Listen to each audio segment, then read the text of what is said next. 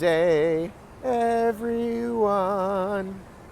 It's your boy Matt here, checking out the mean streets of Atlanta. Today we've got the one and only Hunter McIntyre back in the program. We're going to talk about OCR Stars and a little bit about how he did over on his European Hyrox tour. Let's go ahead and check that out, and I'll meet you on the other side when I get my coffee. I said Hunter losing is not the worst thing because what it makes is a hungry Hunter, and world look out for a guy who doesn't just have the target on his back, but now he's hunting you.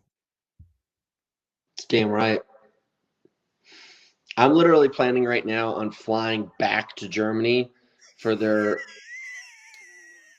have this race in Hamburg that's like their biggest one. Hamburg. Yeah, in Hamburg, and I'm just gonna show up and I'm gonna do that thing where, like, you know that children's song where they talk about turning the bones into dust and stuff. That's gonna be me. I'm gonna take Tobias and I'm just gonna go in half. And I actually love Toby, but I'm angry. So that's why I've got mutton chops and a mustache. I'm kind of getting into character again. Do you feel like this was maybe a Buster Douglas, Mike Tyson situation? Mike went in a little confident. He didn't really put in everything he thought he needed to. He kind of thought maybe the competition wasn't up to his snuff. Yeah, I mean, this has happened to me twice before where I've allowed my lifestyle and my lackadaisical approach to coming to compete because I'm not getting what I think I deserve. And it's inappropriate to share this maybe publicly, but I just was like, fuck it. So I went to the beach and hung out with my family and I chilled out. And then I showed up and I got it on the chin like I deserved. And yeah, I mean, sometimes you just need that. You need a good kick in the butt. You need a good kick in the butt. So we'll get back to that. But then you go on this whirlwind Hyrox tour where they just said, hey, be a show pony, go have some fun. You did some workouts. You set the new team record. That was pretty crazy, man.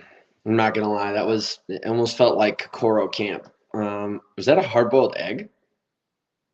Oh, I was like, damn, you just took that thing down and made it disappear.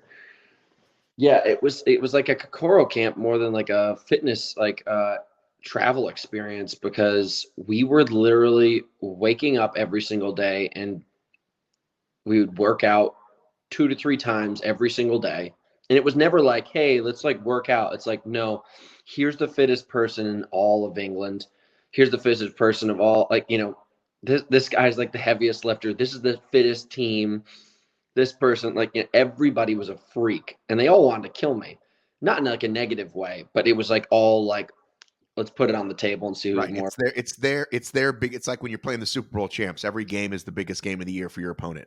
Yeah. So holy crap, I would get annihilated. And like, I would definitely hang with them and I'd beat them respectively in like, some of the workouts, but then other ones, they would just crush me.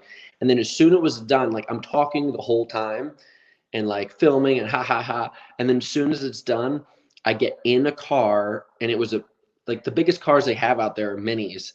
And basically I would get in a car like this and we would drive for 2 to 3 hours, or we'd go to the airport and fly somewhere. And then we get on the train and we go somewhere else. And like I was traveling upwards of 4 hours a day, sometimes more. And I was fasting at the same time because I wanted to cut some weight so I could get back down to like a better racing weight that I thought was appropriate. So I wasn't eating for the first like 6 hours of every single day that I was awake. And it's just like, like it was rough. So now that I'm back on the other side, I'm grateful. Like I'm still connecting with the guys daily over there. It's a really, really fun group. But holy shit, that was crazy. So it kind of sounds like a compact version of when you did Boundless. Very much so. I mean, Boundless was easier than this. Boundless was crazy in the way that, like, hey, here's the start line and the finish line's 100 miles away. But it was always just one day. This was like, but listen, I actually kind of thrive in that stuff and I always put it upon myself and I love it. I recognize that like I just I love working hard and nothing like there's no flavor in a day of not with no hard work in it. So that's where that's where my mindset's at. Which coast are you on right now? This is Malibu. This is Malibu. Back in the boo. Yeah. Uh, it's just super like you now that my mind's adjusted to it. I brought up poop so many times. I'm bringing up poop again because this is like a very interesting Just thing. That don't be too graphic. it's not graphic at all. It's just an adult conversation. We're adults. Okay. So I have been like going to bed on the normal clock, but my biological bathroom timer always lands right when I wake up in the morning, and I just go to the bathroom and I have my moments. But I'm still on British time, so if I stay up Mm. too late, it'll be like 10:30 at night, and I'll be like, "Oh, what's that?" My butt is still on British time, where my brain is back on American time. So like, So you know what's weird is so I go in the morning typically, but I also have this 5 p.m. to 7:30 p.m. thing, and depending on that, and that's when I go run. I know most people run in the mornings or whatever, or a lot of people do. I like an early evening run, and a lot of times I just mistime it, and it's like motherfucker. So I either have to cut my run short or duck in the wood. It's just never fun. I feel like this is something that's like somewhat under the surface intentional. So you can cut your run. You're like, oh man, I should probably go No, home. but that's the thing is that I never I did that once recently. I had a workout and I was supposed to do tempos after, and I was like, well, it's no point now because my body's all calmed down, and I should have just gone back out and do it. But no, trust me, I want to do. I don't like when it interrupts my flow. I don't like it. Can't have I'm it. very I'm very much a person who, if he could, would take a shower after every single time he goes to the bathroom like that. Like I'm just I don't like to be. You know what I mean? So you just deal with it when you're doing ultras or whatever. You're like, all right, well, I'm gonna deal with it, but I'm not. Anyway, even talking about it this much, I'm grossed out. So let's move on. Um, No I problem. thought you might be at the cabin preparing for Les Spartan games, which are happening in your backyard, my friend. Well, I'm actually writing I do a newsletter once a week, and I'm writing my newsletter. I should actually be in the cabin right now, but respectively, what I think really took me out of the champion spot for the Spartan games last year was gear.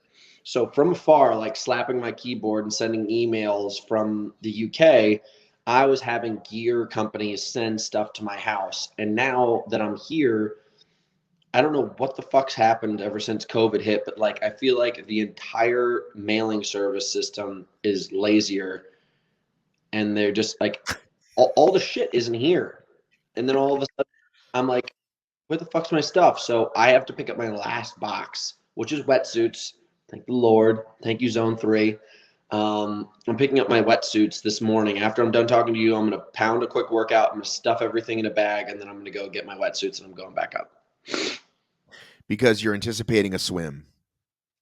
Well, they just told us, like, still Spartan Games, like, loves the mystery thing. Like, I think they're trying to play off, like, what CrossFit accomplishes, but they're like, bring a bike, bring shoes, and bring something you can swim in. And I was like, all right. But Not you swam last year. Did you not have one from last year? No, the reason why I had a really bad year last year is everybody got Xterra sponsored the whole experience. And everyone got these like really nice tri suits that are, you know, Why full is the body. light cutting in and out? What's going on there? It's my second screen. I've got two computer screens right here where I do my work in All the right. morning. All right. Well, I'd like to get a solid color, not going in and out. So do what you need to do. Come on, man. This is a professional program. This is a very professional program. So the reason why I had a really hard time last year is I was the only person whose wetsuit did not get to them. And I had to show up in my summer suit, which is basically like a wet t-shirt.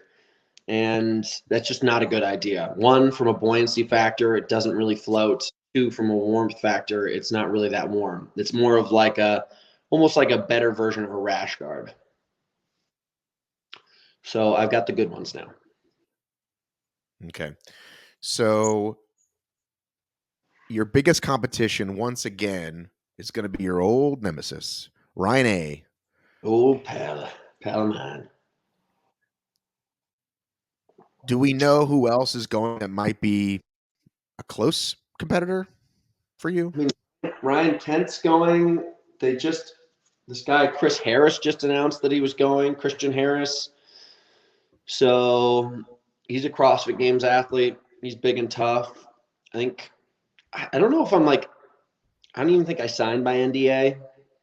I stopped answering all of Spartan Race's emails a little while ago because they just keep on changing things so much. I'm just like, if you guys don't want to give me a straight answer, I'm not going to give you any of the straight emails that you want. Well, people So, started saying they're going, so it's clearly not a secret. Like, people have been posting that they're going. yeah, so you know just as well as I do. I mean, from the guy's side, I know there's one guy from the Air Force. I've never heard of him. I know Mac Rush is going. I got him on board. Ryan Atkins, Ryan Kent, myself, and I don't know who else is missing. Oh, the cross guy. Mac Roche, King of all obstacles. king of obstacles, king of extathlon, right? Didn't he win that show?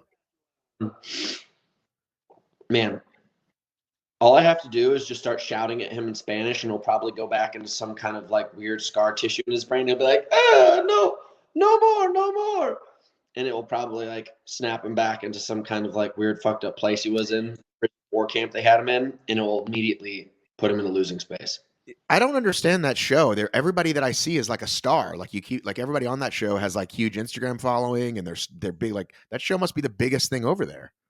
It is. It is. I think like what they did compared to the United States is they have just like one thing and they've pushed it for like 30 years straight. Whereas here in the United States, like there's like, here's 50 shows. 99% of them will not last. The ones that you will get to keep are Dancing with the Stars and Survivor. Right. Exactly. That's a great point. But how is Matt going to survive on any kind of endurance event? He's not. I told him as a friend, I was like, listen, dude, I think he's a great person to put in there because like if you're trying to have this like super diverse thing, I've never met people as powerful as Mac. And I've trained with some of the best athletes in the world, if not the best athletes in the world. And Mac is so powerful. Powerful to the point where he doesn't even know what he's really doing with it. I was like, this dude could be a lot of fun to compete against. He's like Faith, like just like so physically impressive in some respects and maybe not in others. So I was like, Mac, just friend to friend, I was like, don't get caught up in the other events. Like, just survive them and then crush what you can. That was my advice. I mean, I think he also just likes being a TV star. So He is a TV star. Mac deserves right? to be. No, I'm just saying. I think that's part of it too. So you're here to update us on God, that's hot. Les Stars de OCR. Les Stars de OCR. I actually was talking to a Frenchman today who signed up. He's just a really good guy. Yeah, I was going to give an update. Last thing at the time I think I talked to you was maybe like a month and a half, 2 months ago. It was before the launch. I know that. Yeah. And now we're at the point where a lot of our sponsors are established. A lot of the events are announced. We talked about prizes before, but now, like, if no one's heard about this, like the event 1 is 3-mile events. The event 2 is called the Grip Gauntlet with the 1 rep max deadlift, the pull-up endurance test, and the max grip test. And then the last one, I wanted to wait to announce with you the full announcement of the partnership that we're doing with this big CrossFit company. And I still haven't gotten like the 100% confirmation. I know, it drives me nuts, dude. I've literally, like, one of the hardest parts about this entire experience is communication. Like, my favorite words in the English language are yes and no. Everything beyond that, I think, could be deleted. Me too. Holy crap, dude. I'm like, hey, so we gotten this thing going. They're like, yeah, well, just let me, like, I'm like, yeah, dude, I'm so into it. Like, just let me get back to you and like this. I'm like, is that a yes or is that a no? Yeah, I use that phrase a lot when I ask a question and I get this weird thing. I go, so on a scale of yes or no, like that's those are your options, right? Like, not I'll try, not I'll do my best. Like, no is acceptable. You can say no, and then I can find out something else to do from your no. But I'll try doesn't mean shit. Right. I feel like some of these companies that I've like worked with for the past like couple like months in the conversation, it's kind of like almost being friend zoned in business. They're like, pal, it's so good to talk to you. Like, how have you been? I was like, you know what I'm here for. Like, you know the conversation we're asking for. It's like, are we doing the dance or not?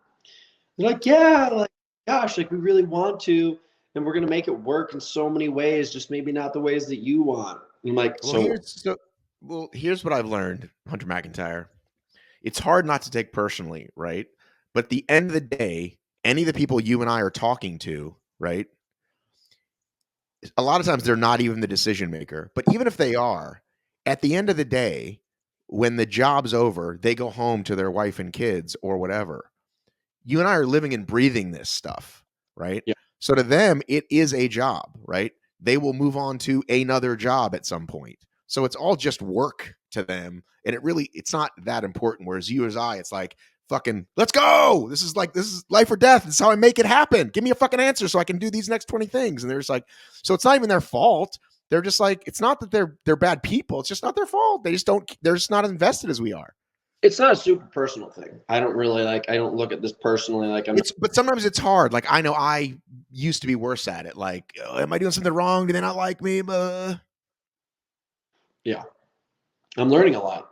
This is like I feel like I'm at a call center. I'm almost like a door-to-door salesman selling magazines. I'm like, you didn't want me here, but I'm here for you. And now that I got your attention, have you ever thought about buying 36 months of travel magazine? Uh, yeah. So, Do you ever buy the Sunday paper? no, I don't Do buy you it. know that for the price of the Sunday paper, I can have it delivered to you every day? What do you think about that, sir? Will that be cash or check? Really? Yeah, dude. You get it Sunday anyway, right? Now I'm gonna get it to your door every day. You don't have to get up and drive to the gas station. I would make that deal right now. I take credit cards. Dude, I did that job. I fucking sold newspapers door to door. You know what you use for a credit card? Old time machine. I did that shit. One of my closest friends from high school traveled the country after he left. All of us went to college, and he went and did that. And he traveled the entire United States selling magazines. And some of the stories he has to tell me are just insane. Like there's a movie with Shia LaBeouf like this where he like is traveling around and he runs the troop of like door to door salesmen, and it's just so creepy. That's that's an underbelly of a world that I don't ever want to experience. But you've got the Where guts. where did you go to college? Spent 1 year. I spent half a year at University of Montana and 1 year at Rhode Island College. Why did you choose the University of Montana in Bozeman?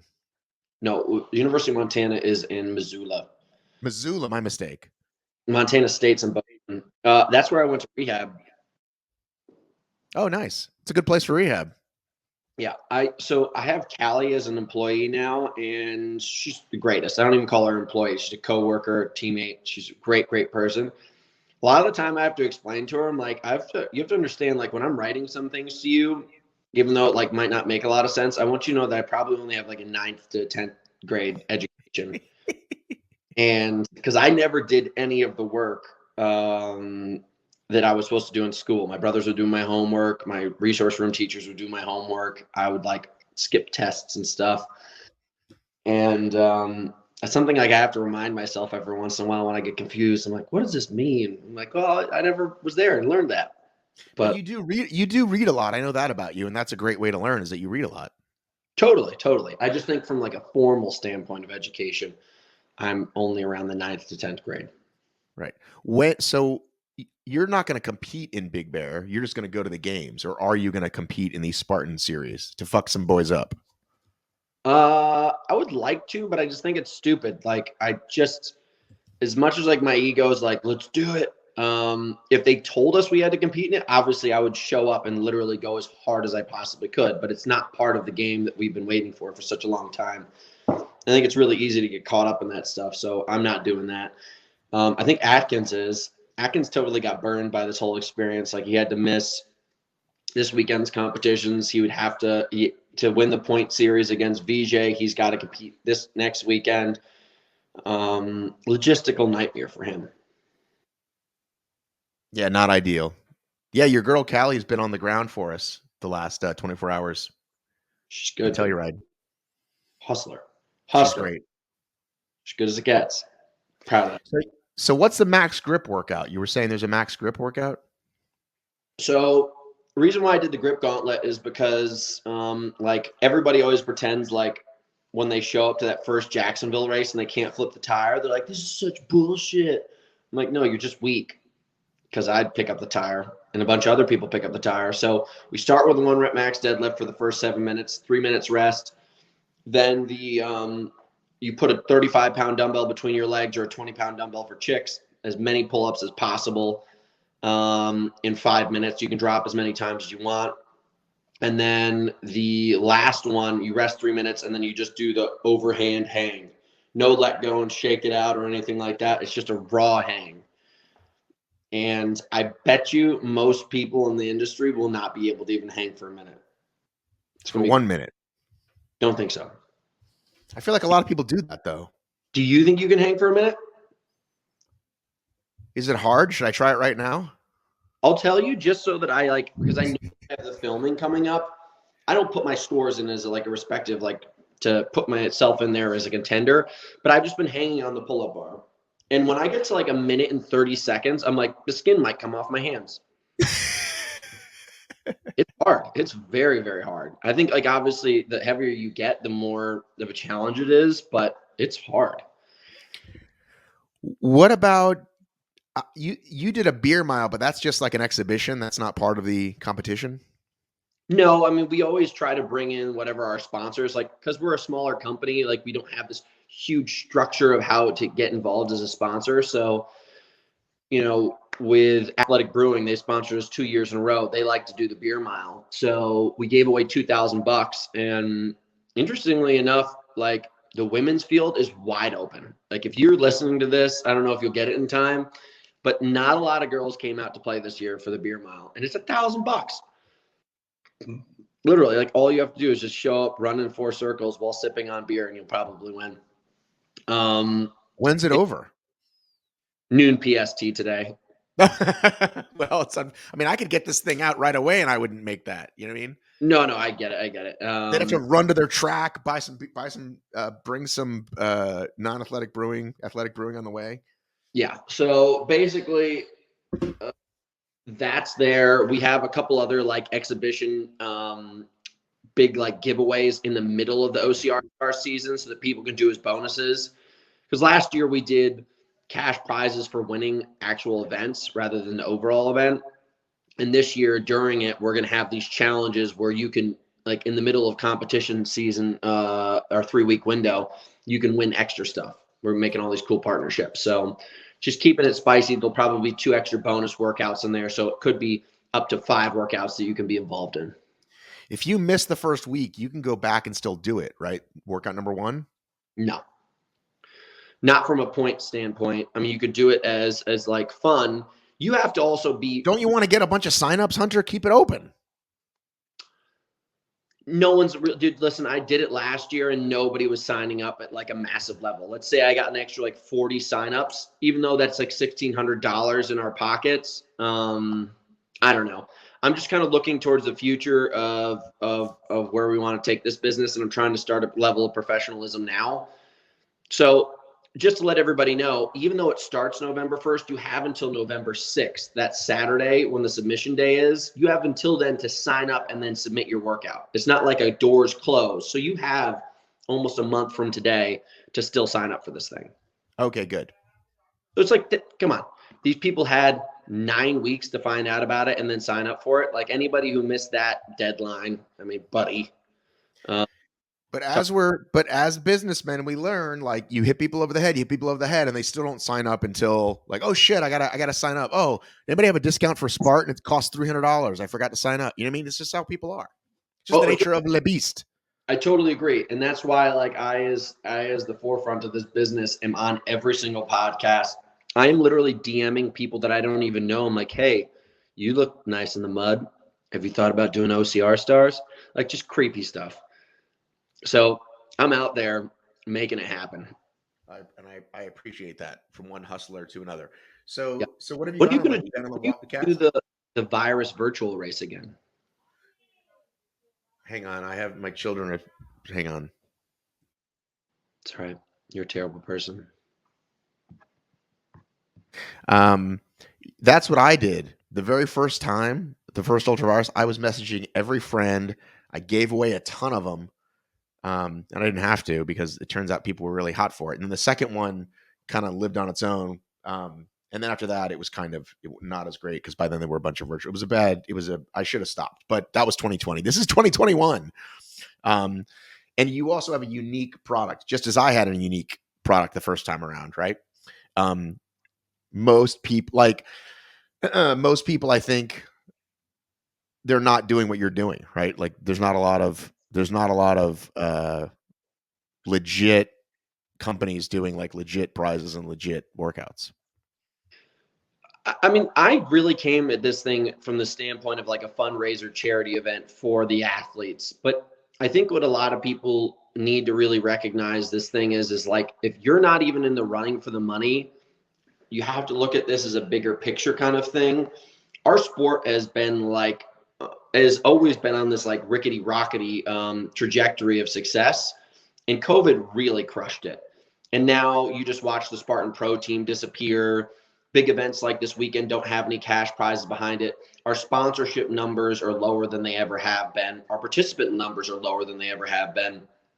I'm not saying I'm a god because of this. I'm just somebody who literally has the foresight to know that we need to start doing experiences like this to bring in bigger participation numbers, to bring in bigger media numbers, to bring in bigger values to this community so that we can continue to see this succeed. I would love to see that people start to respect and watch our sport the same way that you'd watch CrossFit. I think it's just as interesting. And that's why we want to go towards the physical event too. We're going to try to make it much more of a spectacle, ooh, ah kind of thing. But it obviously starts from the awareness of OCR Stars in a virtual aspect and a participation value from a virtual aspect, and then hopefully a physical one. Well, I'm a big Hunter McIntyre fan. I'm a big Matt B. Davis fan. Massive. Hey, my Dunks was closed. Had to go to Starbucks. Hope you enjoyed that chat with Hunter. Go sign up now for OCR Stars. We've got some great podcasts up this week. I just spoke with Adrian and Kyle from Tough Mudder. Go check those podcasts out, as well as the OCR Weekly Show with Dave. What else we got going on? Oh, Atlanta Spartan. I'll be there all weekend. Come up and say hello. Come to the ORM tent. Love ya. Miss ya. Mean it. I gotta run.